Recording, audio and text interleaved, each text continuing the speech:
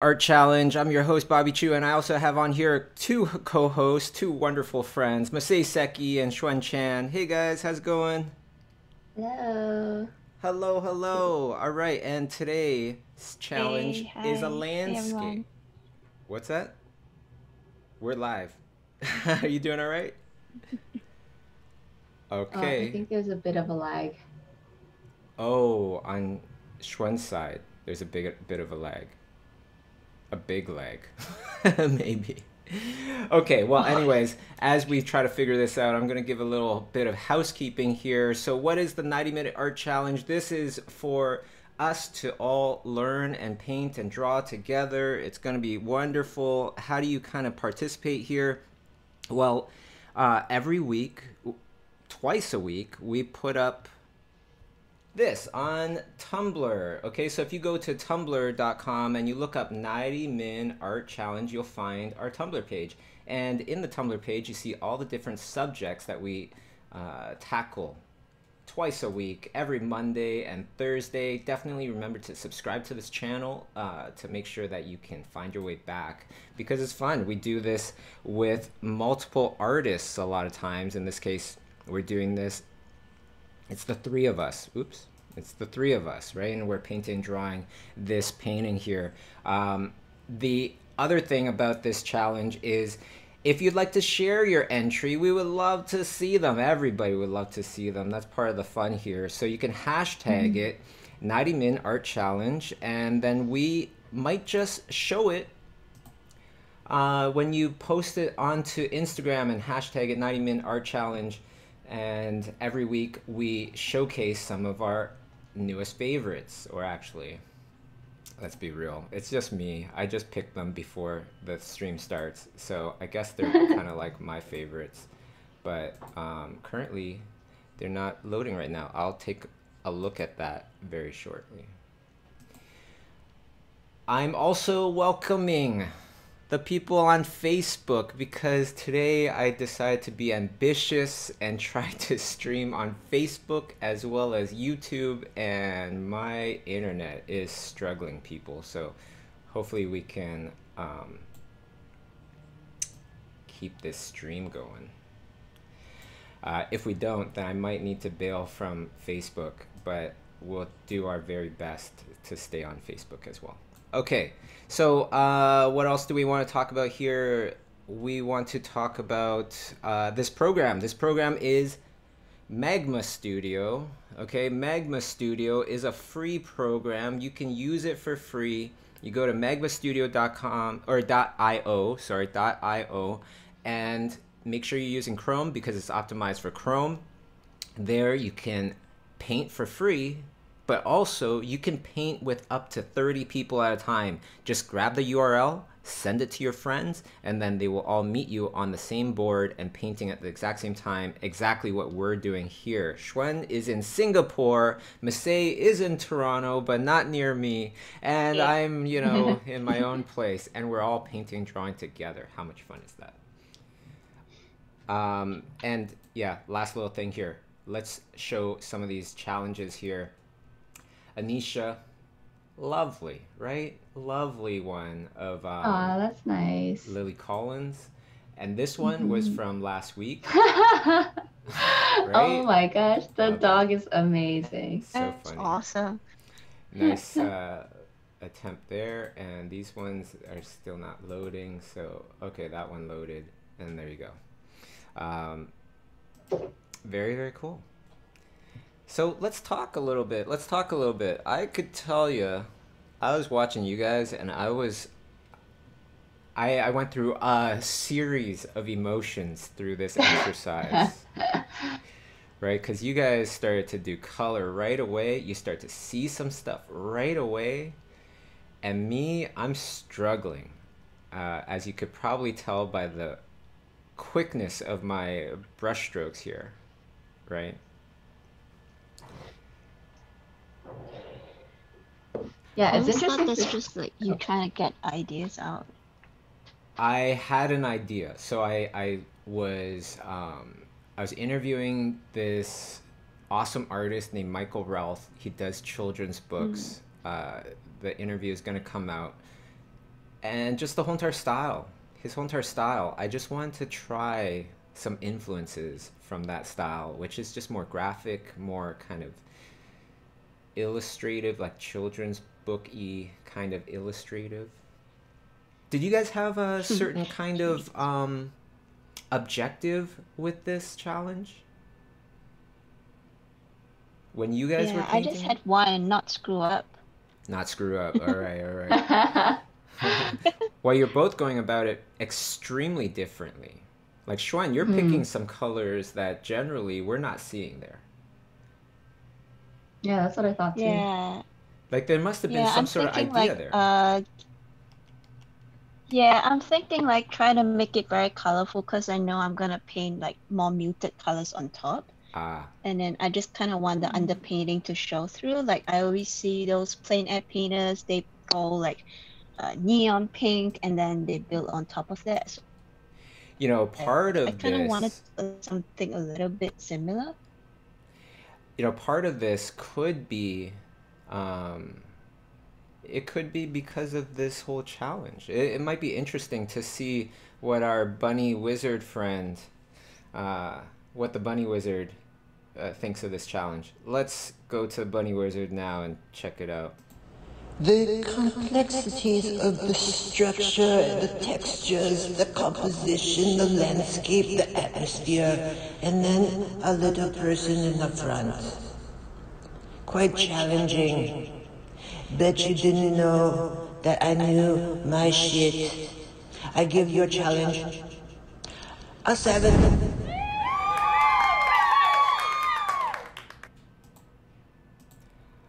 Not bad at all. Not bad at all. Yeah, 7. So Bunny Wizard finally gave us a little bit of a break here. Schwen, I don't know Yeah. if you've been keeping up with Bunny Wizard, but Bunny Wizard is the toughest critic I've ever seen in my life. Um, so a 7 is kind of like a 10 to me. Oh shoot. The What? video rewound a little bit. So Let me. harsh. Yeah. Well, Bunny Wizard, he doesn't play. Uh, so there you go.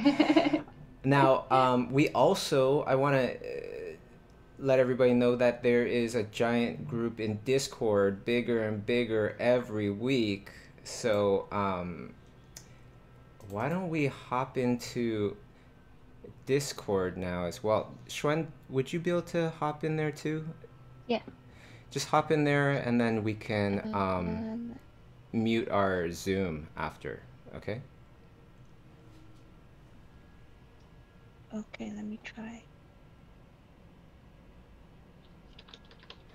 Okay, and then while she's doing that, I just also wanted to mention that Slido, there's lots of questions that always come through slido.com.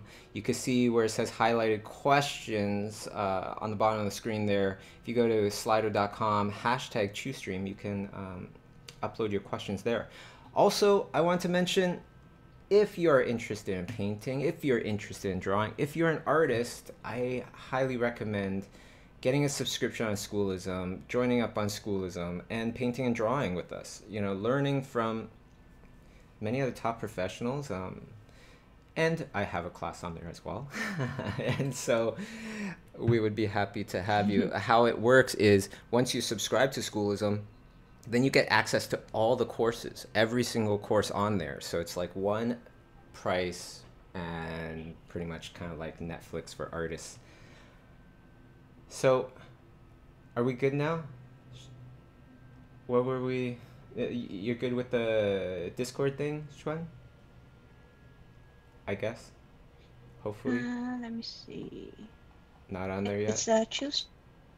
No, the Lightbox Expo Discord channel. Yeah, so that'll give me a good reason to tell everybody how to get onto the Discord I'm channel. You can go to bit.ly Yes, please. slash I'm there. LBX Discord, and then you can find the Discord channel on there. There's a ton of us on there. You can just join right there. How's it going, Xuan? You on there yet? Okay, you let me know when Yep, you're on. I'm under challenges. Challenges. No. You see where all the other people are?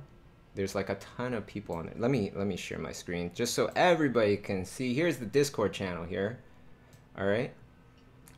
So if you scroll down a little bit, the Lightbox Expo Discord channel, server, whatever, click on live voice chat, and then you can meet us right on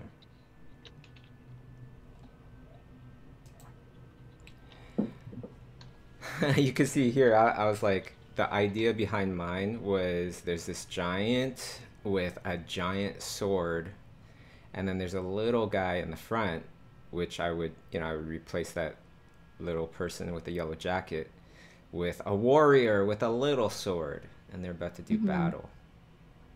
I think this is a really good example of like how people can take references and then recreate it into something a bit more original and like even illustrative. So it was awesome that you did this, Bobby. Thanks. And look at Shiuan getting super ahead, like right away. She's got a hill, changing the colors, doing her own thing. Yeah, that was the one that I could see the most because I zoomed in a bit on my, on my screen. So I didn't really see that much of yours, Masay. Oh yeah. I definitely went a bit more like just overall like one layer. I'm trying to challenge myself by limiting myself to that one, not many layers, so that I have to kind of like lay everything down all at once, just to kind of get like an overall better picture of my painting. And Shiuan, it's okay if you can't figure it out. We could just keep going on Zoom. Oh, I'm kind of there, but they just keep telling me to claim my account. Claim your account. Am I live there now? What is your name under? Shiuan Chan, 006. No. I don't see you on the voice chat. Yeah, I don't know. Okay, well, that's odd, because you went on the Lightbox Expo Discord during Lightbox, didn't you? Yeah. Okay, Sorry. well, let's not try to figure it out during the stream. Okay. Let's just keep going. If you figure it out, let us know. And for now, I will still include the Discord channel on here. As you can see, you got a bunch of different people painting. This is always fun if you could get in on this one here in particular, because you have 16 people all painting together, all drawing and talking on Discord. It's great. It's very motivating. It's a great community. And we have another one. Noah started one as well. Cool. So everybody can join into that as well. All you need to do is go up to live share links over here on Discord, I believe. And then you can see them. Yep, there you go. Cool. So join us, paint with us, and let's go to some questions here. Okay, so we're gonna really depend on you, the viewers, for questions here. Okay, let's go to the first one. This one is from Anonymous, and Anonymous says, can you still get jobs when you can't draw for too long due to injury, or it's better to do your own stuff in that case for who has never worked in the industry? If you can't draw for too long due to injuries, man, that one hits home because, as many of you know, I've dealt with that for quite a long time. I would say if it's possible, take some time off, work on yourself, get that stuff going, before it gets out of control and it gets worse and worse, because that's exactly what happened to me, to the point where I couldn't draw anymore. Yeah. It must be pretty demotivating because of that. Because like I'm sure you feel like you have a certain potential, but then there's this roadblock, which is an injury that's stopping you from, getting there. So yeah, I guess like what you said, just try to get help as much Yeah. as you can. Well, you know what was interesting was like, and I am not. Uh, I'll see how you guys feel, but I don't believe in like fortune telling and all that crap, you know. Um, but I don't fully like. I'm not adamantly against it because I don't know. I don't know enough. Um, Mm. but there was a time before my arm started hurting where I went to. My mom has this friend, and the friend does fortune telling. Hmm. And so my mom was like, "Oh, you got to fortune tell my son, this and that," and starts to do my fortune. And the rest of the gang is there at the studio and everything, and then uh, the fortune teller says, "You will change careers," right? And Yeah. everybody starts laughing, including me, because I'm like, "What? This guy is so full of shit. I would never change careers. What are you talking about?" But now look at what I do and stuff. I kind of did. There's way more talking. There's way more, um, developing our own stuff, working on our own stuff. I still do films and games and stuff like that, but yeah, it did kind of change. Not that I believe that that person predicted the future. I'm just saying a little, hopefully interesting something. Hmm. Fortune telling. Sorry, I'm just trying to figure this part out. Oh, it's totally fine, Shun. Don't feel any pressure. You know what I mean? Like I logged off of Discord. Let's just not talk. Like everybody Yeah. get onto Discord. We usually do Discord. This time, I blame it on myself. Usually, I bring in the guests a little earlier so that we can navigate them to Discord. But it's all good. No, we'll do that next time. Okay? All right. Okay. Okay. So why don't we go on to another question? You're back, Schwen. You're back. I could feel it. I see your eyes moving in another direction now. Welcome back. I want to go to another question here. And as well, you know, since we don't have the Discord group, totally feel free to bring up your own conversations and everything. Let's keep everything going. Okay?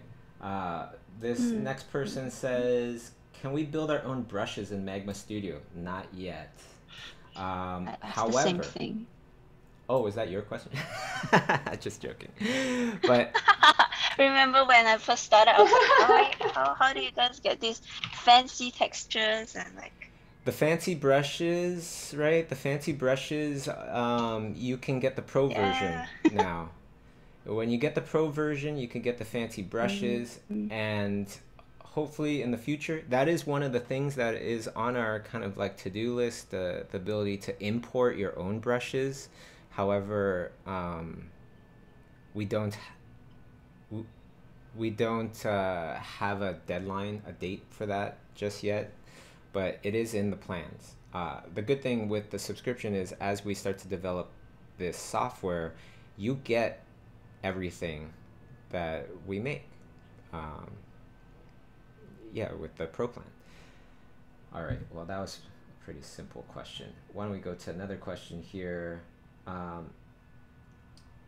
CJ Rusotto has asked like 3 different questions. Let's see if we can pile it into one somehow. So I think the first one says, for this month's Proko challenge, the prompt says cute but deadly, so I go with a girl character, but the site said creature on IG. Do I have to change? So what is he talking about? Stan Prokopenko has asked me to be a judge in like one of his challenges, Proko challenges. Yeah. I came up with the topic, cute but deadly. Can it be a girl? Sure, as long as she's cute and deadly. I'm really looking for the creativity, the technique, and something else. I forget what the other thing was. It's in the descriptions. I got a lot of things Storytelling? going on. I forget. I'm embarrassed that I forget, but this is my life nowadays. It's like I have everything down. It's just that I need to read them to refresh my brain, because like I have like 8 to 10 meetings sometimes in a day. It's nuts. Yeah, so there's our answer for that. Now the next one here.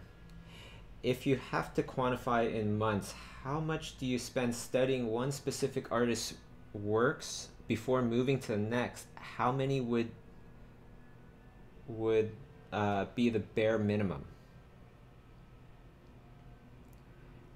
Any thoughts on this? I almost feel like it's kind of hard to say.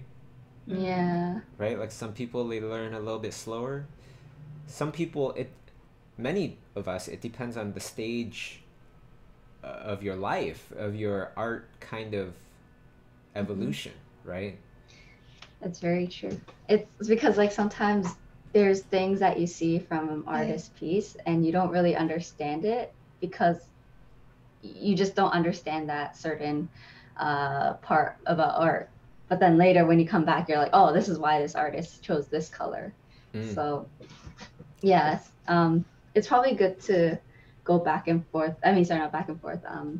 If you're studying one artist, don't forget to study that artist like later down the road, because you definitely miss a lot of things as you get better. You know, I definitely want to talk about these paintings for a second here, because look at this, Shiuan. Yours is going into like cartoon land, something. I don't know, right? The colors are very different. Massey's looks like very much like a representational kind of look at the photo. And then mine just has like a little inchworm or something behind the mountains. And that's it. Could we talk about, like, can you share your thoughts a little bit about what's going on? Maybe we could start off with Shiuan. Yeah.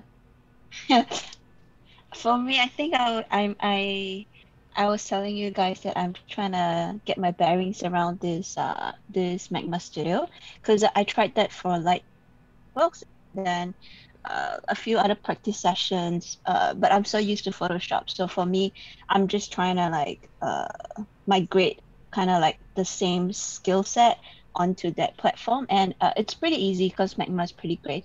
But I'm kind of used to textured brushes, blah blah blah. So that's why it kind of looks cartoony. But I kind of just was concentrating on getting my shapes right. And you know me, like I'm bad at environments, so I'm trying to think like, okay, here's the foreground, midground, background, and then trying to have like a distinct distinction for all these three. So that's just me figuring that out. And then of course I'm looking at Massey. I'm like, oh no, that already looks like so realistic, you know. Then you just gotta look at mine to make yourself feel a little better. Look, no, my cursor like is not even there. It's not even doing anything because I'm just like going, oh, that's the whole entire time. Like the whole entire time, I'm just like, oh, what? Now I'm even further behind. But you know what? Even though I didn't particularly like that feeling, I like the fact that I went through it. Yeah. Right? Because there is something to be said about, what's the word? But just not getting affected by what other people say, and hopefully not getting affected as much by what your subconscious tells you. Because my subconscious is yelling at me right now. Go, what are you doing, Bobby? You know, you can't stream this. You cannot stream this. I think I actually start completely over coming soon. Oh, did you really? I forget, but watch and learn how to screw up the first half of a painting. The cool thing is that in the end we all completed something, and I felt like they all looked pretty good in different ways. I thought it was really cool to get to see like someone like you, even like the thinking process, because I've seen you do stuff like straight off, like the brush is on the canvas, that's it. You know, I blink and it's like the final product. So it's nice to see like the thinking part where you're like, hey, Bobby still figures stuff out even at his age, you know. Like, Yeah, well, you know, it's like if you feel like you learned everything, y- you're full of yourself, most likely. And that's like the worst thing that could happen to you is when you feel like there's a ceiling, you know, you got to the top, there's nowhere else to go. That's the worst. Um, yeah, Kay was showing me this story about this monkey, a group of monkeys, right? Where it's like, uh, and it's horrible. It's horrible what they did, but in this experiment, they put a banana on top of a ladder or something like that, right? But there's only one banana.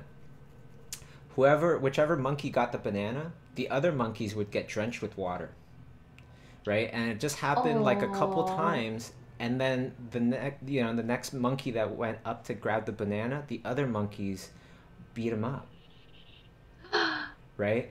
And then, but this is what happened. Then they introduce a new monkey, right? Uh-huh. This monkey has never seen the other ones get splashed, and it sees the banana at the top of the ladder. So what does it do? It goes up, and then the other monkeys grab it, beat the crap out of it, uh, or whatever. I don't know the extent. But then one of those monkeys that got splashed gets cycled out, right? And new monkey comes in. You know, they learn the lesson of the ladder and the banana, and then the other monkey gets cycled out until now it's only filled with monkeys that have never gotten splashed. Yet they all tell the other monkeys, you do not climb up that ladder to get that banana. We will beat the crap out of you. Mm. Crazy, right? That's pretty That's crazy. yeah. That's a sad experiment, but that's social very lessons right there. interesting. Yeah, these false kind of potentials that people tell us. Now you can't go past this point,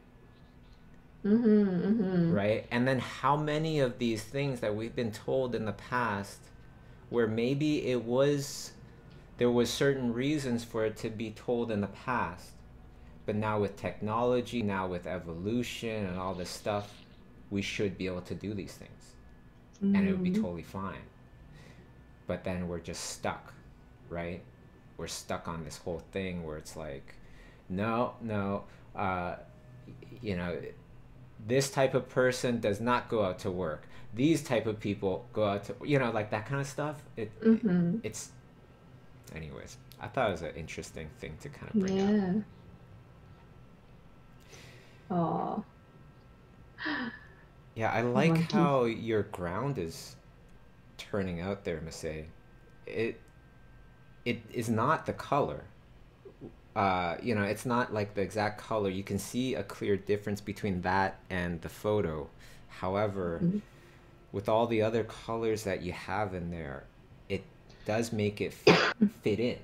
It makes it feel natural. Oh, thanks. Um, this painting was definitely one of those paintings that if I didn't paint with you guys, I probably would have scrapped it midway through.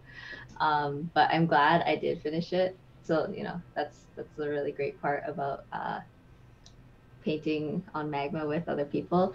But yeah, I think the reason why I chose that color was because of whatever previous colors I chose before I started laying that down. So I guess the like what Xuan mentioned, laying down that first color and trying to get that through, and then that also determines like what color relative to that should fit in.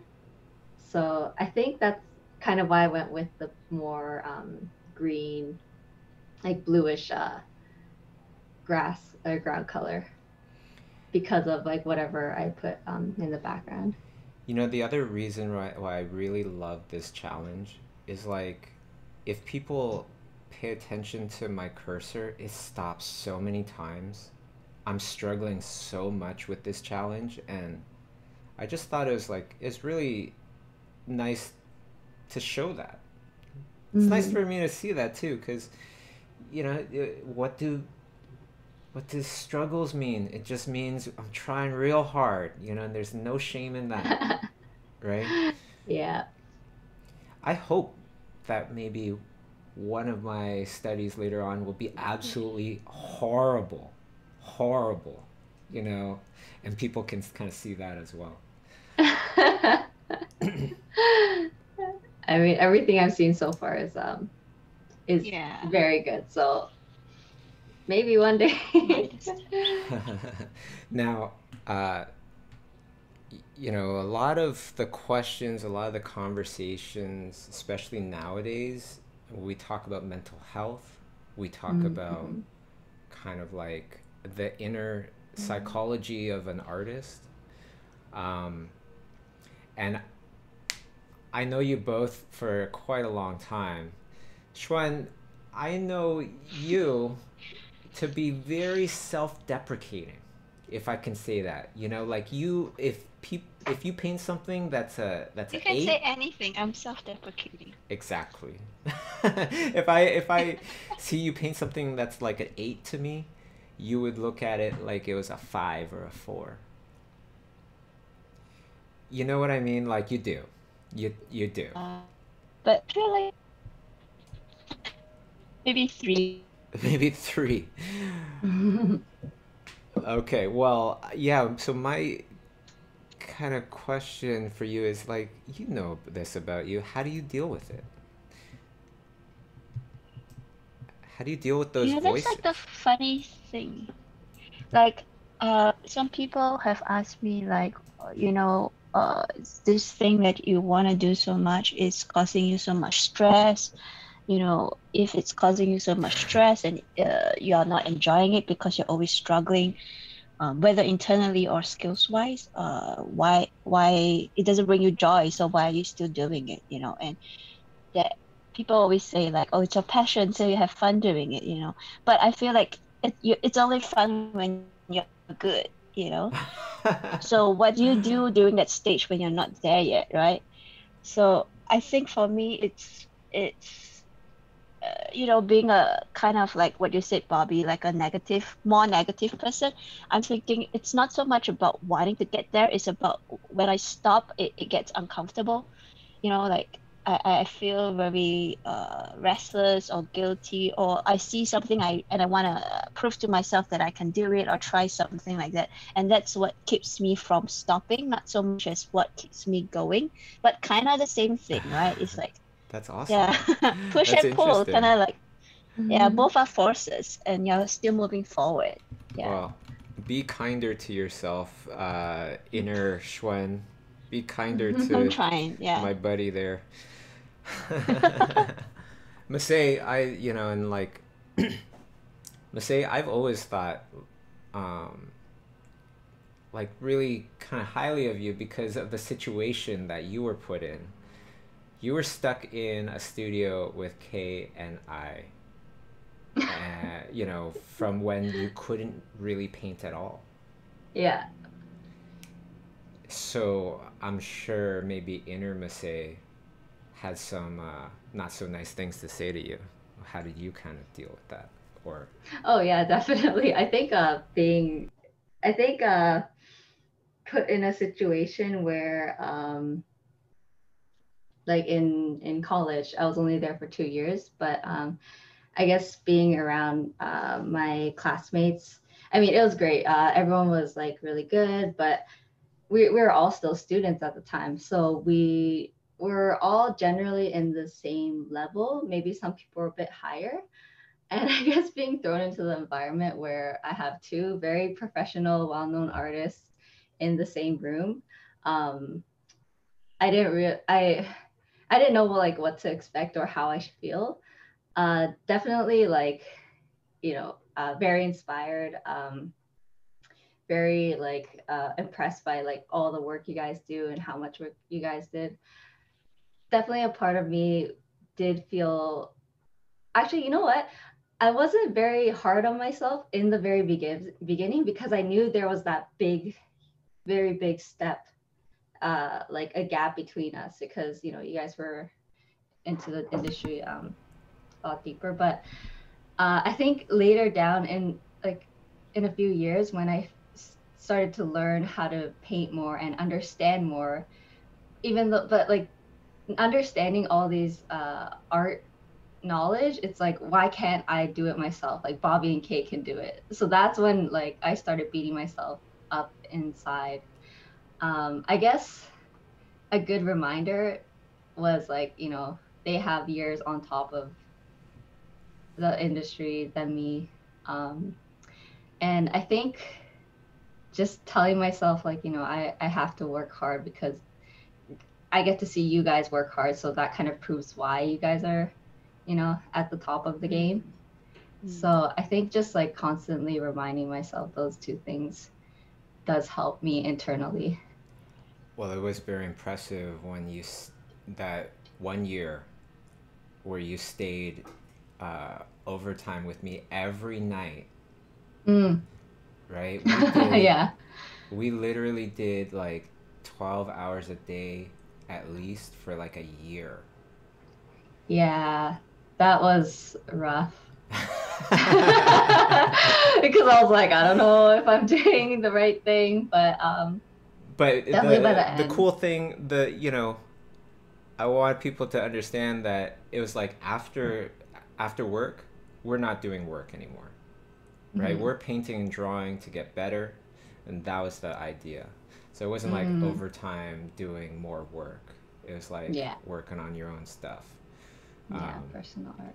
Yeah, what a struggle. I would just like, so many nights I would go home and I'd just tell Kay, I'd be like, yeah, Masay, she's really sticking it through. It's pretty impressive.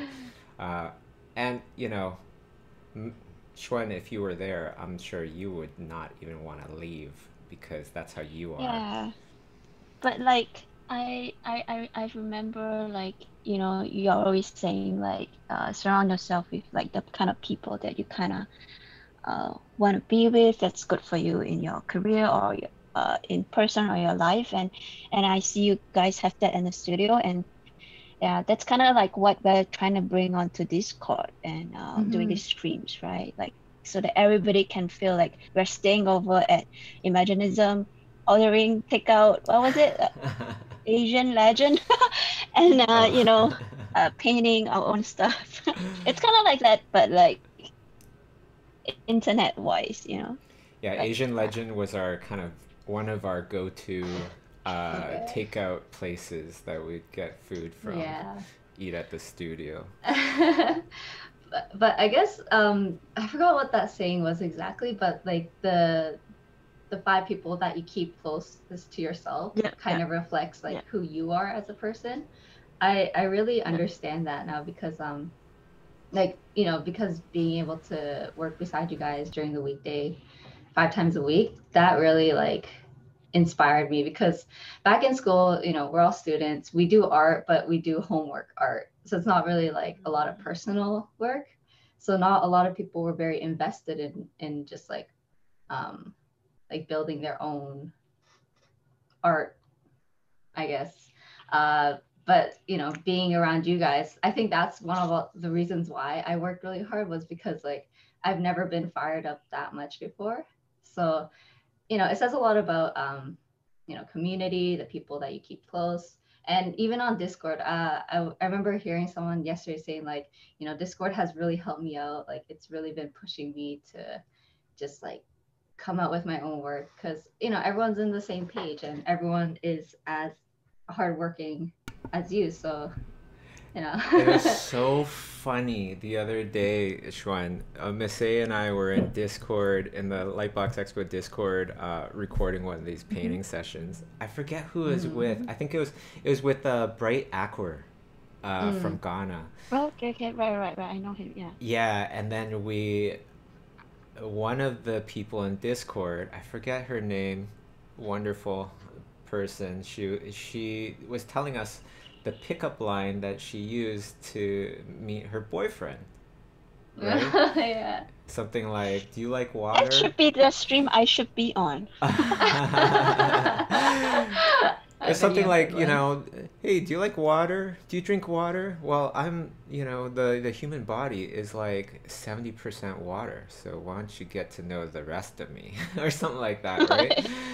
And then we start to get into Yeah. this thing where it's like, does anybody know any artist pickup lines? And then we all had to say our Which own like channel is this again? yeah, this is on Discord. Yeah. And then we You all came up with a really good one. which one Damn. was that? I don't even I Um, remember I said one about like Saturation. oh, I forget that one. I don't even know what I said about that. um, I'm sure the Discord people like remember this well, but it was something along the lines of like if I had an adjustment layer and if we were together, or sorry, if you were an adjustment layer, like your saturation would like go like be Oh, 100% or oh yeah, yeah. something. You're like my Yeah. adjustment layer. You just make everything more saturated and richer, something like that. Yeah.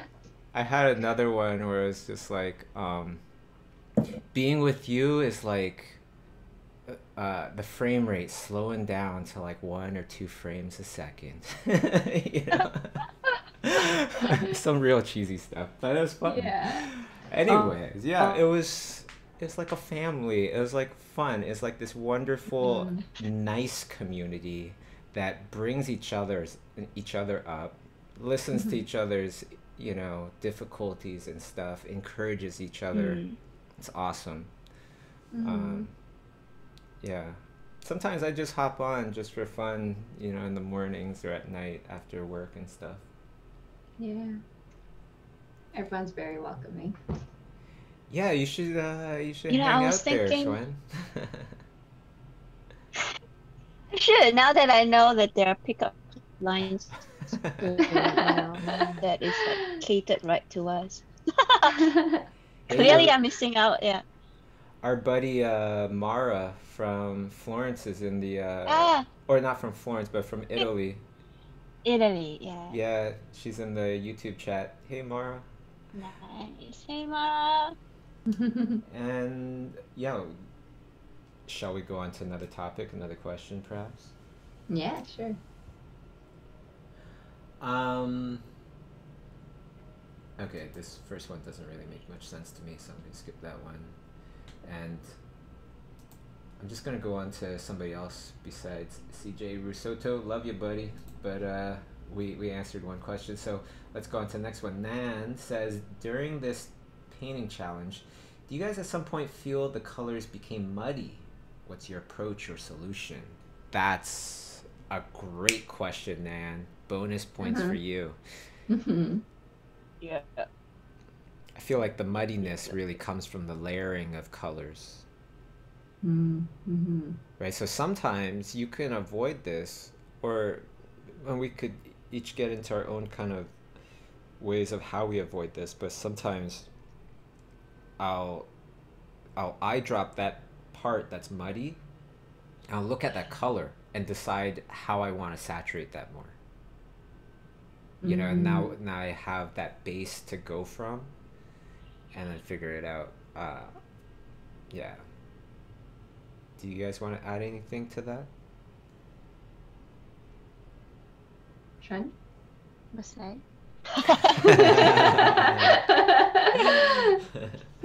All right. Well, You first, me first, you first. You can go first. I'll just riff off after you. Uh, okay. I just like very quickly. I just think like half of the trick here is to it's like my head, I'm thinking, okay, this is like environmental landscape. It should be muddy because I'm painting mud, like the colors are more desaturated as well. There's obviously like a filter for that. So I think that's kind of also why I started with that very bright underpainting.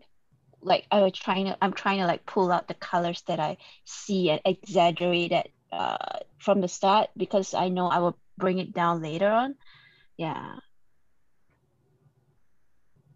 Yeah, I think what I would do is, I guess, a bit similar to Bobby, your answers. I'd find an area and see like which areas can be more saturated, but at the same time, you don't want to saturate everything because then that's going to be a different kind of muddy. So it's just like finding that balance of like, you know, there's desaturated and saturated. Sometimes it's because your colors is just too out of whack and they don't have any harmony with each other as well. So in those kind of cases, you could put a layer over top, or an adjustment layer, a colorized adjustment layer over top, and just turn down the opacity until it looks better. You know, you keep turning it down and there'll be less and less of an influence of that particular color that you put over top or whatever. I do that a lot, and it's really super effective, as we all know. It just ties everything together, because like if you have oranges, purples, and yellows, and all these different colors, you add on this thin layer of like, you know, not such a saturated blue perhaps or something. It just cools down the entire image, and it actually brings all the colors closer together because they all have that subtle influence from that color. But yeah, the other thing I want to mention here, which is something that Masay actually brought up with me, was using the RGB sliders. Yeah. Right? That's a really nice way to bring in some colors, very subtle colors. I knew that would come up. Oh, you were going to say that too? You just eyedrop a muddy color, and then you turn up a little bit of that RGB, whichever color, and then it'll start to get everything more saturated. Nice subtle way. Yeah. RGB is a bit confusing to use at first, but once you understand, if you take a color and just think of like the concept of like making something more of something, like making more blue, making more red, like making it, instead of like I need this color exactly. It's just like tweaking a bit of that slider, changes it very slightly, but that slight variation is what kind of adds more life to the painting. I'm totally getting into the thing that I'm kind of like, okay, go. Sorry. What are you gonna say? Oh no, sorry. I was gonna say that that's kind of like what you're saying, Bobby. Like it's about the relationship, right? Like when you put like a layer over everything to pull the whole image together, so that things influenced by that layer on top. That's kind of what the RGB slider does, in a sense. Like, it forces you to think about the relationship of one color to the other, and that's kind of why things might look muddy. Yeah. Cool. Very cool. Awesome. Why don't we go on to another question here? So, Anonymous asks, how can I train my focus and concentration more? I feel the need to squeeze more into less hours, or I'll never have time to study and level up with all the work. I feel like this person's question is wrong. Because I kind of feel like they want to just learn all these different things, get better at all these different things at once. Yeah. Right? So like, how do I do that? How do I squeeze in more into less hours? And it's like, don't. I would shave a bunch of that stuff off. You know, think about the 2 or 3 things. And I'd say like 1 or 2 things if you can.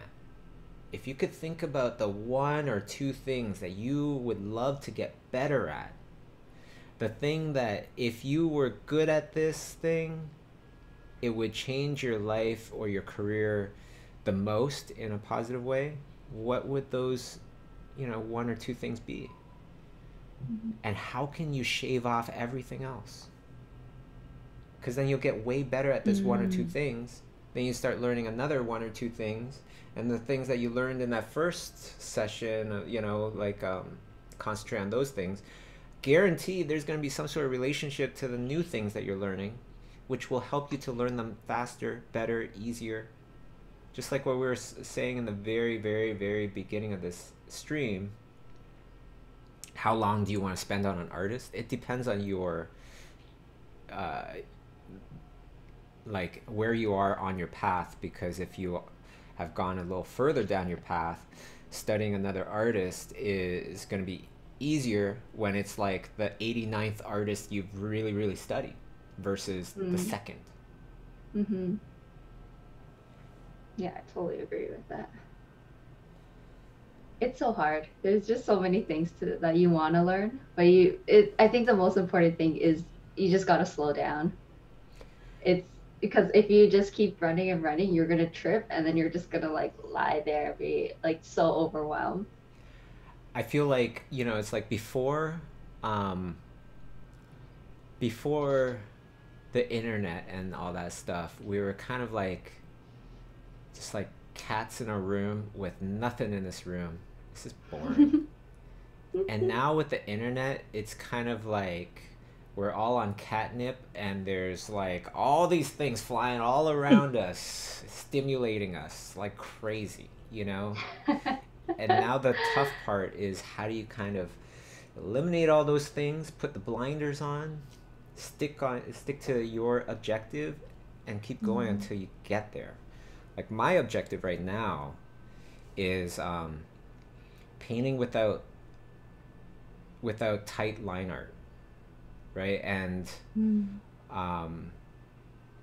the other objective is getting used to painting with different what are they called? It's not called a color palette, but you know, like HSB, the square color picker, the RGB color picker. It's getting used to the various different ways to choose colors.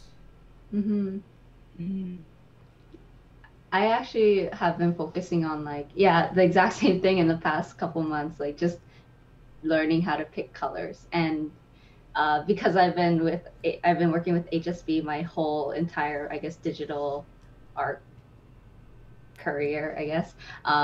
I was so stuck to that, but then once I was introduced to RGB, like I got to see it in a different perspective, and then that also helped me with HSB. So well, you got to see how Dice Tatsumi and Robert Kondo use HSB. Yeah, that's what converted you, right? Yeah. Because what converted me too, and then Craig Mullins converted me back to the square. And actually he elongates his square, so it's a long rectangle, so you can really focus on your values more, right? Because there's like a longer way down or up. I thought that was really interesting, so I've been on that. That's been fun. That's interesting. I never thought of doing that. And then the HSB thing, it's really just a bunch of FOMO watching all these people do all this awesome heavy paint stuff on Instagram. And that's very much RGB, right? I haven't used it, but yeah, that got me interested in RGB. And then the very interesting things that you could do with RGB, just putting in that little bit of influence. You know, it's cool. I love it. CMYK is also the next thing I'd like to explore. Really? It's very interesting. I saw one artist at a workshop who uses CMYK, and I thought it was very interesting. But because I guess it's the person's printing it, or I think that's just the way she thinks of color. It's like pretty much like RGB, but with CMY, and then I guess K. But you don't get as much color range. That's the only thing. Your range of colors becomes smaller because they're all printable colors or whatever, right? Yeah. But it would make sense if you're, thinking you're going to publish something or something like that. Yeah, possibly. Yeah. What about you, Shiuan? What kind of color situation do you work with? Situation. So Masay and I, we were talking just a few weeks before about this RGB thing that we saw, and we were like talking about it, and we were like nerding out about it. So I did the thing where you're influenced by the 5 people in your life thing, and then I went to download Coolabras, Florence plugin for Photoshop. So I've been using that, and just today, just this afternoon, I discovered that they have a black and white slider right next to your RGB and your analogous kind of color schemes and all that. So it's pretty cool that I can switch from black and white, because Bobby, like I used to paint black and white first, and then a color layer, and then yeah. So I did that first, and then I added colors on top, and I try to force myself to use the RGB sliders for that, and not HSB. Yeah, HSB. Yeah. So that's kind of me trying to marry the old style with the new knowledge. Are they getting along? Are they a happy couple? I don't know. They're fighting already? They bicker sometimes, yeah. They bicker sometimes. Hey, and that's kind of what you have to go through, because then it's like they understand each other, and then they like right together and then mend things out. That's the thing. Communication, right? Yeah. Don't back off because of frustration. You know, and I gotta give Magma a big shout out here, because like if I was doing this by myself and I wasn't doing this with you guys, I think there's a high probability I would have just stopped, because I struggled so much in the beginning, right? And I didn't actually get my own shit together until like half an hour into it, I think, right? Because I was just like trying to figure stuff out. I was getting very frustrated, but at the same time, when we finished this, I was so happy to go through that frustration, and being able to go through it with you guys there was awesome. Yeah. Right? It's like we all went to the gym, and then we finished up, and we feel exhausted, but we feel good. Yeah. If it's like, if I went to the gym by myself, I'd probably be slacking. Yeah, for sure. I'm like, okay, I'm good. Like, let's go home. Where the pantry at? Yeah. Yeah. And painting with you, Masay, so regularly now, I could definitely say I've been doing way more. I've been doing a lot more kind of like painting geared towards learning, so much more now than before. I agree. It's also very cool to see that like your approach is always different. You're always trying to apply something new, which has taught me to get out of my comfort zone and do different things, because then it's like I learn a bit more about that approach, and I learn especially a lot about myself, like whether it works or not, or like what I can do for next time. So yeah, thanks, Bobby. Hey, my pleasure. Jonathan Hardesty, that one that we did with him, that was challenging. That was very challenging.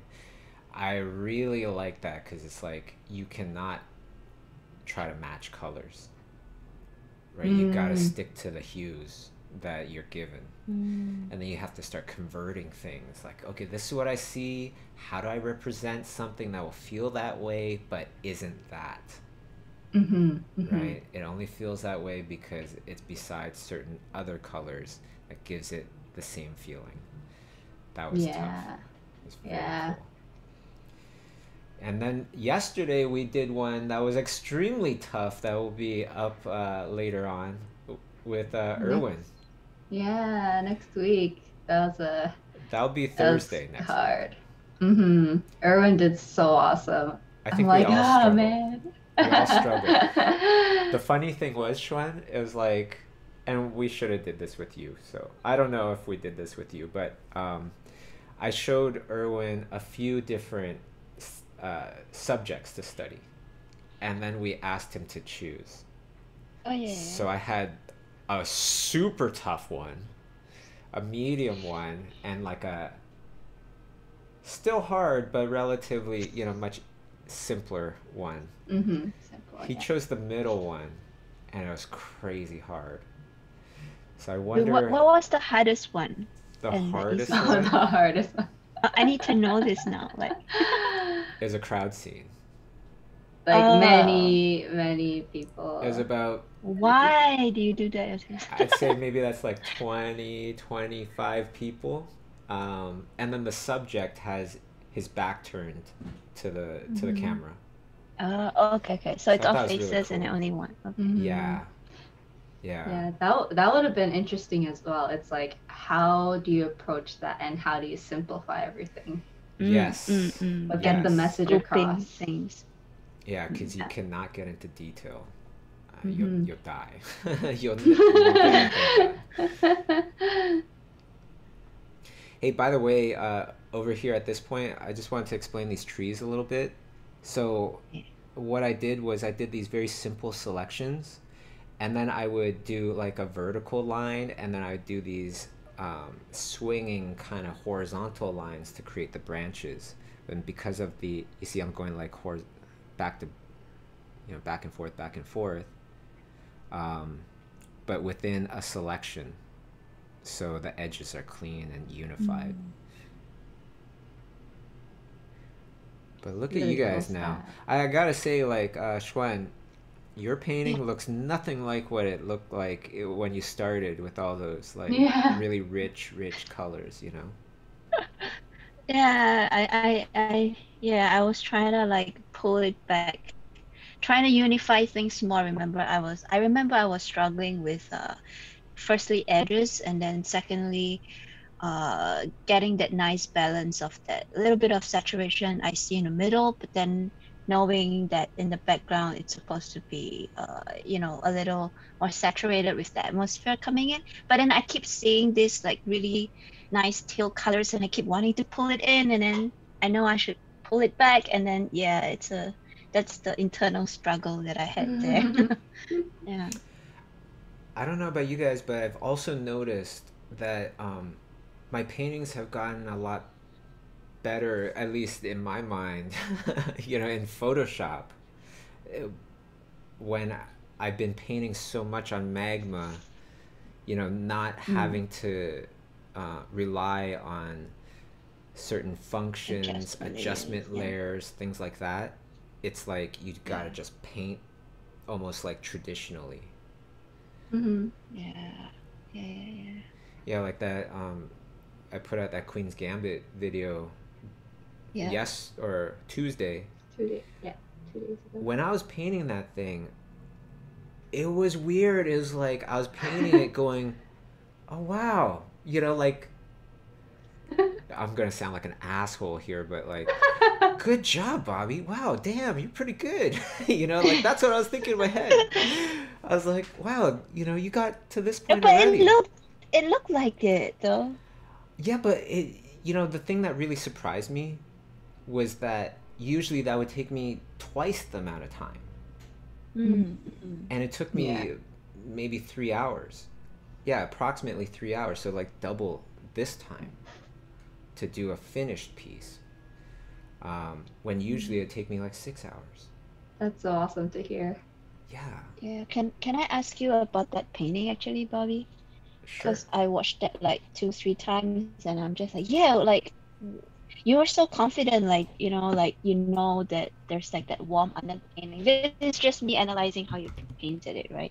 Like that warmth under painting, and then on top, I see you add like the flash tones, but then cool flash tones, and that's, for me at least, that's when I saw the painting start to like come like spring into action and come to life. And I just thought, like, did you already plan that? Like, you knew that that's gonna happen, or like, what's your thinking process? Like, you already knew the steps you were gonna take, or like? I'll bring it up right here. Yeah, it's so Dean Conwell. Oh, thanks. This was really neat. So first thing I did that many people might not have caught was in the very beginning, I was painting this thing upside down. Yep.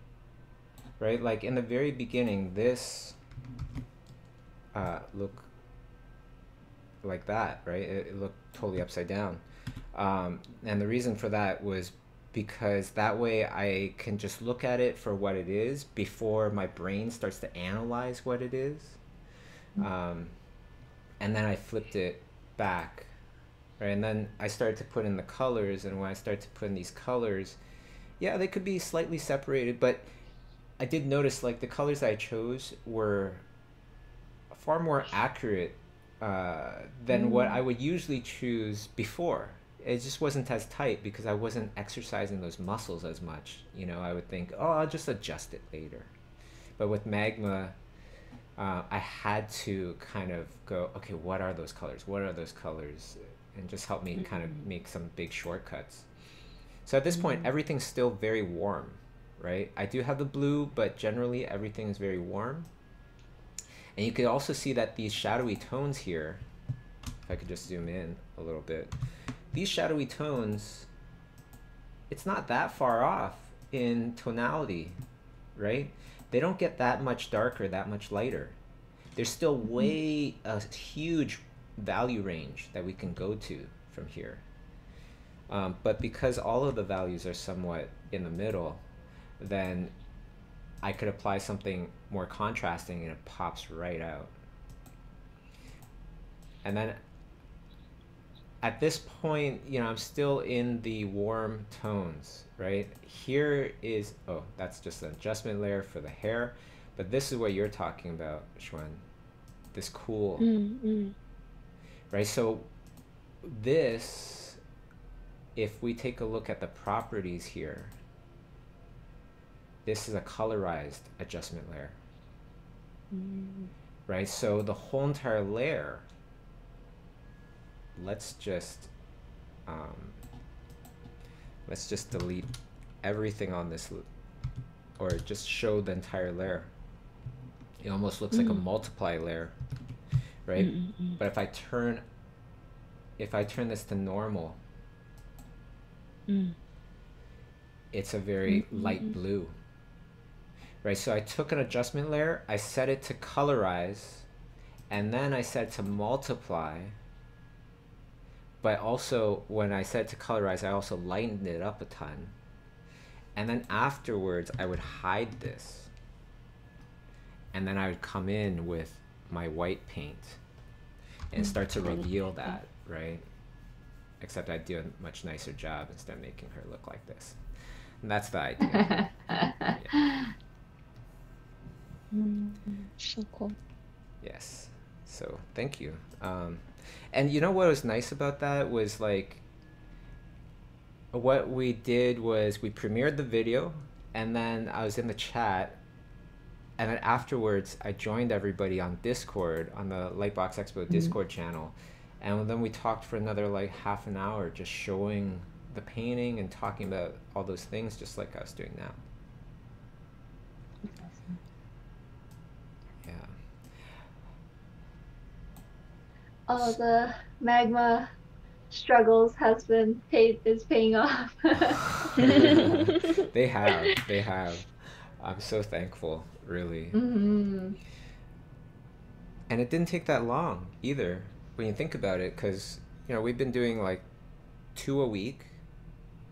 So Missy and I, and in the beginning, you weren't even doing them with me, Missy. Yeah. Right. I So think I started at like 15 or 14.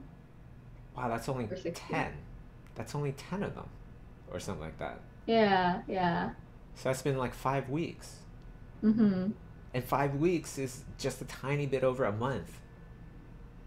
yeah. That's pretty awesome. Yeah, I can't wait to see how our paintings will look, you know, when quarantine is done. And all these people, they come out, like, out of their homes, and all they were doing was binge watching Netflix and eating potato chips. And then there's us, you know, working hard, incubating, coming out glowing. This will be awesome. All our art muscles are like jacked. Yeah, totally. Yeah, it is nice to kind of like think about the amount of time, and it's like it's pretty short, a month, and to be able to confidently say like, yeah, I feel like I've improved in that month. You know, it's awesome. It's like such a confident booster, and it's very exciting for me to see what I'll be like in another month. And I guarantee you, I guarantee you the other people that have been following us and doing all these streams with us, doing all the exercise with us, they're experiencing the exact same thing. I don't see how they couldn't, you know? So that's really, really cool. Yeah. I think the only thing is, whenever this happens where I feel like I'm improving, I don't tell myself that I'm improving because that psychs myself out. And Oh, then I get a bit overconfident and be like, yeah, I'm good. I'm doing okay. And then my paintings start getting bad. So until I feel like actually confident that, it's sunken into my brain, I don't normally say that like, yeah, I've improved or like, yeah, I got this. well, I'm just trying to make you feel better. Thanks, Bobby. Yeah, that's all. I don't know if that's the same for other people, because I guess like that really easily. Well, the other really cool thing is it's like it's been a month, but it's only been twice a week. Mm-hmm. Not every day. So that is really cool. And huge shout out to Wouter, our buddy Wouter Tulp in the YouTube chat there. Oh, Hi, wow. Water. I'm so glad I'm not painting live with Wouter Oh, watching, because that's like extra intimidating. Yeah. I know what you mean, though. It's like once he says great paintings, then I'm like, oh, I don't know what to do. I'm not even painting right now, and I still feel like that. Yeah. I guess that's a good part about recording it and then talking about it.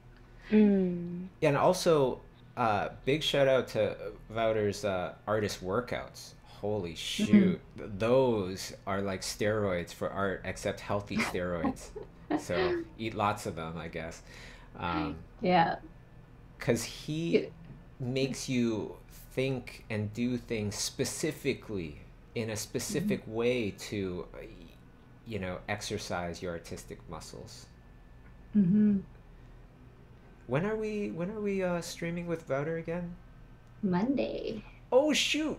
Wow, that's coming Monday right with up. That's Wouter. only like 4 days. Yeah. Oh, he did so well in that next Oh, painting. I'm so excited to hear more about his process and like, yes. ask him, like drill him with questions. Yeah, and I really appreciated how kind of abstract his painting started off. Yeah. Like I appreciate it because it made me feel better about my own painting, Wouter. I was like, oh, he's doing some Picasso stuff over there. Okay, good. Keep on that Picasso stuff so I don't have to compare. That's awesome. Yeah. Why don't we go on to another question? So, Yeah, sounds good. all right, so that last question was great. Kuba asks, what do you think about studying before Sheridan classical art, painting and drawing program in a city like Florence? I feel divided between things. Oh, how nice it is to be divided over going to Florence or not. I just don't know. I just don't know what I should do. That sounds great. That sounds really great. And this person is going to Sheridan Classical Art or Animation, or I don't know. It just says Sheridan Classical Art. I didn't know that they Yep, had a that's classical Sheridan. art program. Yeah. I didn't know Sheridan College had that. Yeah. But here's one thing to say to all the students out there, that I wish I would have heard this back then. Nobody checks your grades. Let me just put that out there. When you get a job, nobody's asking you for your grades. They might ask you for your diploma. Might. I've never been asked. In 20 some odd years, I've never been asked. But they might. It is good for, visas, trying to get your visa to go to another country and stuff like that.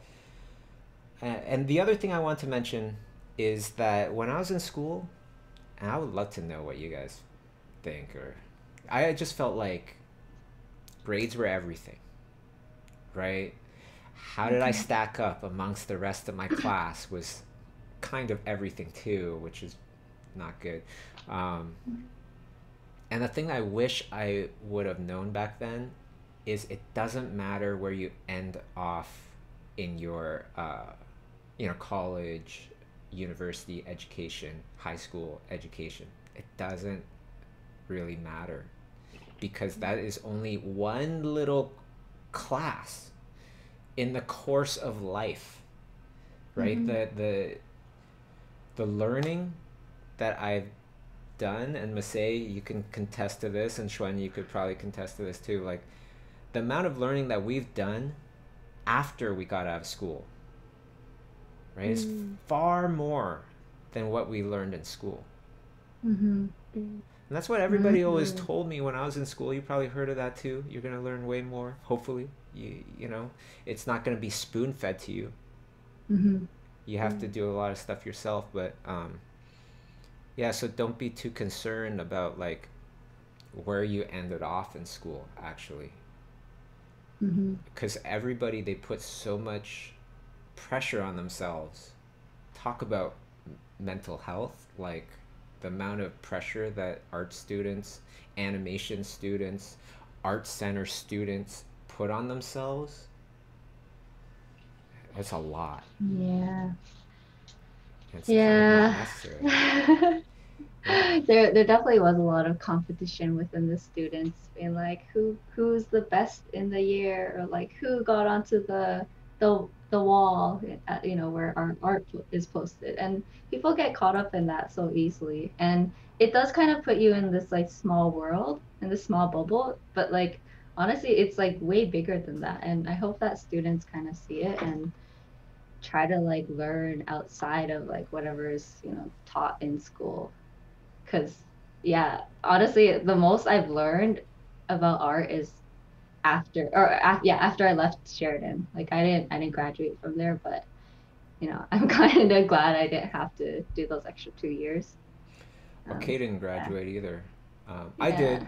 I got my little paper. I don't know where my paper is, by the way. I'm pretty sure I threw it in the garbage at some point because I was just Yeah. moving so much, and it's in a box.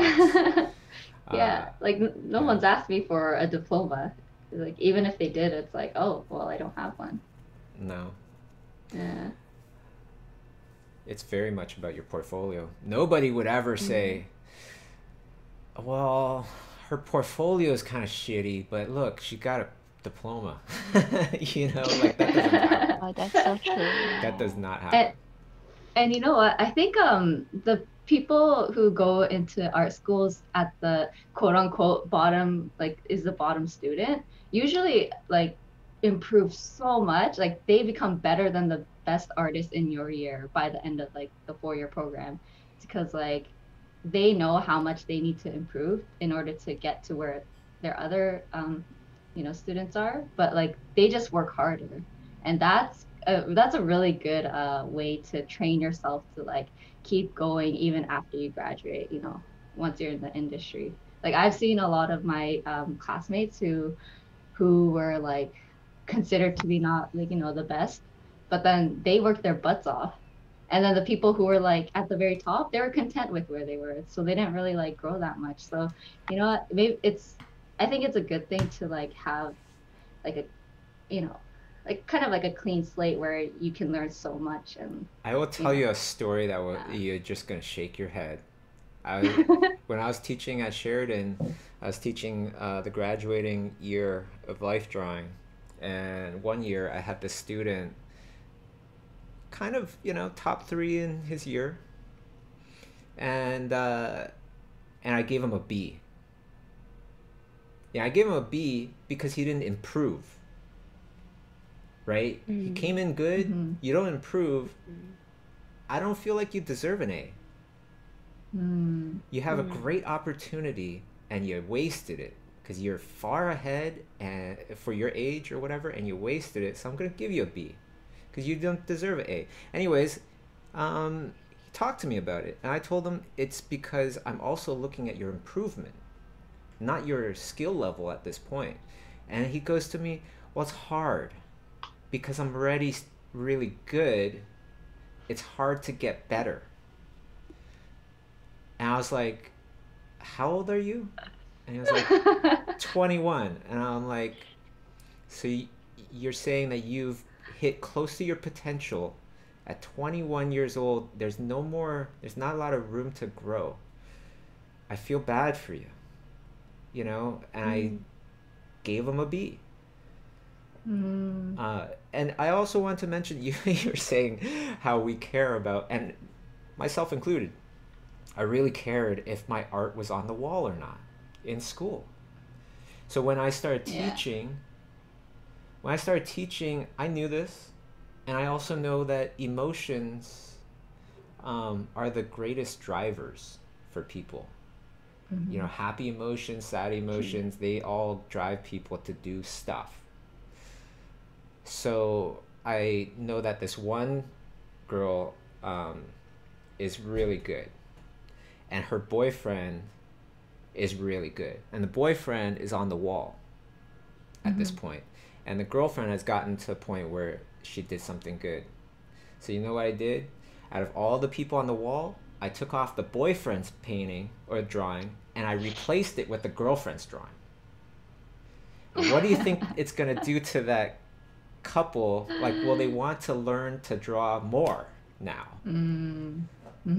Heck yeah, they did. They were on fire. They were just like, I don't feel like they really said it in the open, but I would make sure if one of them got on the wall, I would actually have them take the place of their partner, just to drive a bit more of that emotional motivation there. Am I evil? Because No. I don't know. I thought that was like and I'm sure you understood their dynamic and what kind of personality they had. So it was, I'm sure you did it, you know, so that they're okay with it, because some people I could see it as like, well, it worked. Yeah. They're not together anymore, but it worked. Yeah. But they were still together throughout the time I was there. Let me just say that. That's good, and they improved. And I think I like the story that you told about the student that you gave, you know, a B. It's because they really need to compare like themselves to themselves, like their own like art, because I guess it's kind of weird to, I mean, it's good to compare your art with other people, but it's also important for that student to realize, like, you know, it's a battle between you and yourself rather than like you and the other artist. So that, I hope that person kind of like learned from that whole experience. Yeah. I hope so. I think, you know, I don't know where the person is now, but yeah, they were quite talented. I just felt like they had this amazing opportunity to really, really, you know, rise. Because there's whole other levels when you stop comparing to your classmates, right? Do you remember any kind of thoughts, like either one of you, of like, okay, I'm supposed to compare my work pretty much to the rest of the world, to anybody, to like Ryan Church, to like Claire Wendling, to all? No, I don't want to do that. I remember having that thought, like I'm going, nah, I'm gonna compare it to my classmates. Oh, are you asking if I'm asking I've you had guys, that? yeah, either one of you guys. I see Schwen, Schwen? you're thinking quite a bit there, like Yeah, maybe I'm thinking. how to kind of word I've been whatever. thinking, yeah. Yeah. Because you know, you and Masay both came from Sheridan, and I'm just thinking for my case, I went to like a design school here in Singapore, and I was very competitive. I always have been. But it's design, right? So when I when I graduated, when I graduated, I aimed for like only the best art school there is, and for me at the time it was SBA or RISD, and both are crazy expensive. And then that's how I found out about Schoolism, right?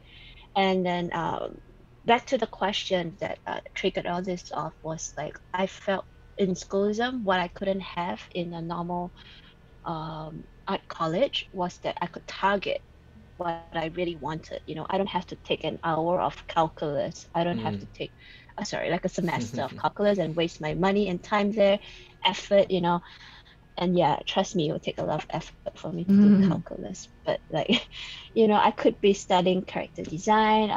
I could be taking another like Schoolism class on color and light, and it's more targeted to what I really want to achieve that way. And for me, my wall on Sheridan wasn't like a real wall. It was the many classmates, anonymous classmates on Schoolism. I would watch every single one, and I would try to see if the next lesson, if I can recognize that person's work and how the person fared compared to how I fared in that particular class. And I'm like, that's how I compete that way. Yeah. So I don't know if that's good or bad, but that's kind of like painting at Magma, right? Like looking at Marseille and like, oh my gosh, she's like almost done, and I haven't even got my character in yet. Yeah. Well, I'm coming back at this point. I'm like, oh, thank God, this is starting to look like something. Yeah.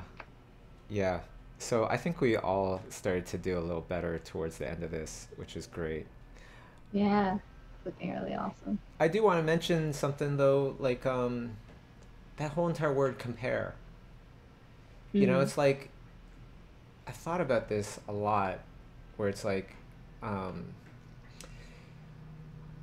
kind of feel like best thing to do is really you compare it to yourself, and you see the trajectory that you're going at. Are you moving upwards? Are you moving downwards? Are you moving just stagnant? That is the most important thing.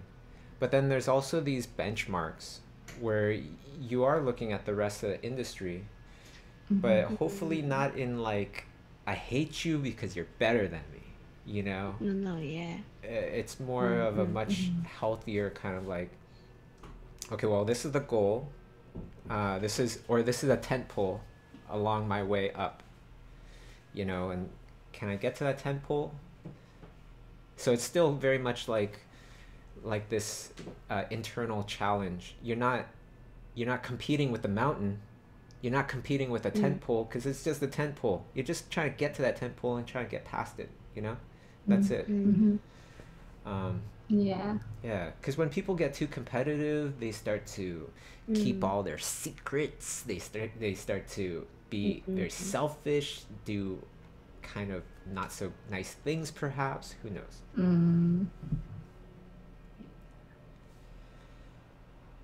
And this is coming from three very kind of competitive people by nature, I think. You know, we've all had to probably learn this at some point. But that's like a healthy version of it that keeps us motivated, right? Like Yeah. it makes us excited. It makes me excited when I see like my favorite artist like post something new, and I say, oh, I want to try that, you know. I want to study that, you know. Yeah, also, just wanted to put it out there as well. Like, one of the reasons why I'm always interviewing all these people from all sorts of places in the world, not just LA or San Francisco or something, or New York, and I'm not just interviewing them. Many times, even when they're from Hollywood or something like that, I ask them, where did you come from? Where were you born? Where did you grow up? Because talent can come from anywhere, and I just want to kind of like emphasize that throughout these streams, that it doesn't matter if you live in Ethiopia, if you live wherever, you know. I kind of feel that generally most of us, I'm not going to say all of us because that's a very strong statement, but most of us, there is a megastar inside you. I know this is going to go into a little bit of a cheesy part here, but I really want to tell people that there is a megastar inside of you, right? And it's like talent can come from anywhere. So let's go. Let's do this. You know, get encouraged, get inspired, get a friend, start painting with them, you know, and keep each other motivated. Like, talent is nothing without drive, right? Talent without drive is like a car without gas. Can't go anywhere, but you have the potential. And having that extra buddy, like I have Masay or I have Shiuan, that's the gas. Yeah. You want to get good quality gas too. Yeah, the good type of drive. Unleaded. Yeah. Think positive. Yeah. It really does help though. I totally agree. For sure. Let's see here. Let's go another question here. Cody asks, yo, Bobby, out of all the tutorials and videos you've created over the years, what is one of your favorites? I always find my way back to the 2009 vids. Yikes. Oh, nice. 11 years ago. All right. I gotta do something. You know what? I really like the Queen's Gambit one. Maybe it's just because I like to just keep moving forward. But I like that especially because we had the combo of let's premiere the video, and then afterwards we all met up in Discord and went through specific questions and everything. And I would have the painting up so I could show the different layers, just like I was showing earlier. I want to do that more. Bobby, I was thinking when I was watching that, I remember you telling me and some people that what you hate or like what you don't like to draw most are like girls' faces or something like that. And then when I saw this one, I was like, yeah. Thanks for bringing that up. Yeah, I do not like drawing. Right? Yeah. I don't like drawing girls in general. I like drawing old women because they got all the wrinkles and stuff, and they have more character. You know. Yeah, I don't like drawing handsome guys either. I like drawing ugly or like old guys. But then I also know that about myself, so that's why consciously I was like, let's do some beautiful women, let's do some beautiful guys, handsome guys, and let's start doing some environments too. You know, Nice. like let's just go head on straight into all those things that we feared the most and just tackle them. Because like failing is a part of learning, you know. Make changes to your plan and try again. That's what it's all about. Let's make changes to your plan and keep trying again. That's awesome. Getting out of your comfort zone. You know, like we all, and many of us, the thing is, let me talk to the viewers for 1 second here, because like many of us, we know this, failing is a part of learning. Make your changes, you know, keep trying, keep going forward. But believing is one thing. It's not the same as acting on what you believe in. That is what I feel takes courage, right? Act on what you believe in. Also, don't act on the things that you don't believe in. Because I think that was like one of the annoying things about me as a student, but also a great thing for me. Because I would question the teachers. This doesn't make sense to me. Can you make it make sense to me? What about this? What about that? Why not this? Why aren't we learning this? You know, just questions. If I didn't fully believe in it, if it didn't fully make sense to me, right?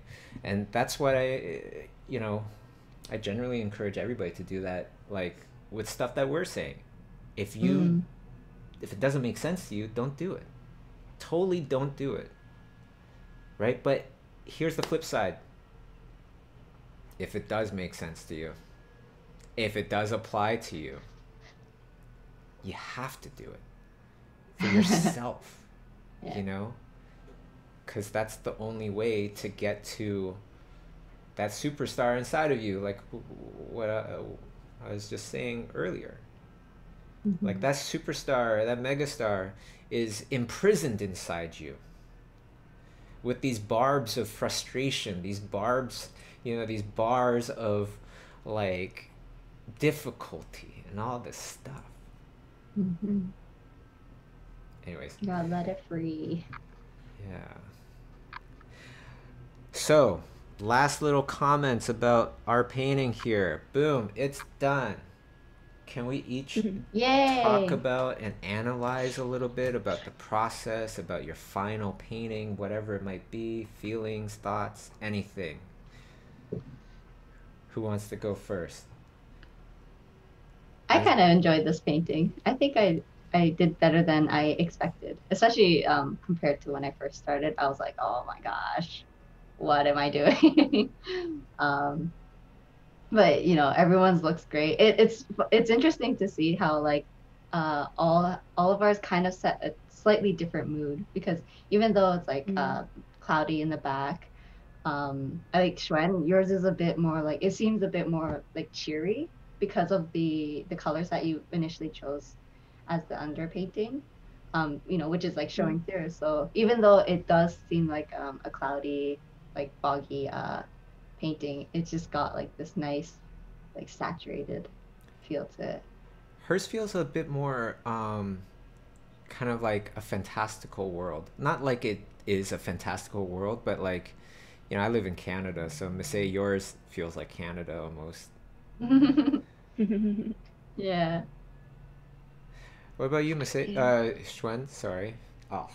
Yeah, I think the best part about this painting was for me, I get to paint alongside you guys. Like I think I'm with Masay. Like if it wasn't for you guys painting, I would have scrapped this one like way. Like I forced myself to choose this reference photo instead of a portrait one. Masay was showing me a few choices, and yeah, I always think that when I do studies, I tend to copy more, and I like what Bobby, I like what you and Masay was doing, like adding more story element, like taking over the reference and telling it that I have the power here to shift the narrative if I choose. You're just a reference, you know. For me, I always like stick too close to it, and that's something I'm trying to learn and trying to shift away from. Yeah, like, and technically wise, I think like my edges, like yeah, I need to improve on that, and magma is good for that. Like it forces me to think of things in cleaner shapes and in groups. Yeah. I thought your edges did really well in this one. Yeah. There's a lot of nice subtleties and variety. Yeah, I like also how the foreground elements, those tones start to merge quite a bit with the background elements on the left-hand side, but at the same time, everything is still very much separated.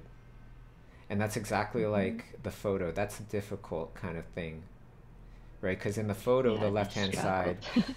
the foreground trees, they start to merge in with those mountains a bit, yet it still has this clear separation, and that's what you did. Yeah, for mine, you know, I struggled. I hated the struggle as I was going through it, but I really appreciated it. And I appreciate it more when I finished this. For me, like this is done in a much more graphic sense, and because of that, the lines that I would choose and the shapes that I would choose, I spent a lot more time on them than just putting down brush strokes, you know, very quickly and loosely, right? Those had to be more precise. And so that slowed me down in the beginning. But it also made me appreciate how much you can do with simple shapes, simple details. Right? Because after I laid that down, I started to put on little bits of other descriptions, a little dodge and burn on the grass there in the front to light up the character a bit. Well, not burn, but just color dodge, I think. Yeah, so that was really fun, and also the nice clean sense that I got from this in the finished product. I thought that was is interesting. It's not my normal thing. It makes me want to do more. And it makes me think about how can I combine. Yeah, those were the main kind of outcomes that I got from doing this. Love to see the two worlds combine. Yeah, and so there we go. That's it. I want to thank, the audience, of course, for showing up, and definitely get on the Lightbox Expo Discord channel. It's awesome. And find a buddy, paint with Magma, and then you guys could motivate each other to improve. So thank you to the audience. Thank you to the team in YouTube. Jamie, thank you so much, Jamie. Big shouts out to all of our friends that showed up, as well as everybody in Discord and the amazing Discord team. Thank you to you guys for helping the Discord community become so awesome. And last but not least, the biggest thank you to our wonderful co-hosts here, Shiuan and Masei. Thank you so much for joining us. Thank you. That was fun. Monday, remember, Monday. Wouter Tulp. This. You guys are going to be This blown was away. scary. He's gonna kill this one. Yeah. The I can see it subject is already. so Come on. difficult. All right, everybody. So we'll see everybody on Monday. Take care, everybody. Have a great Bye.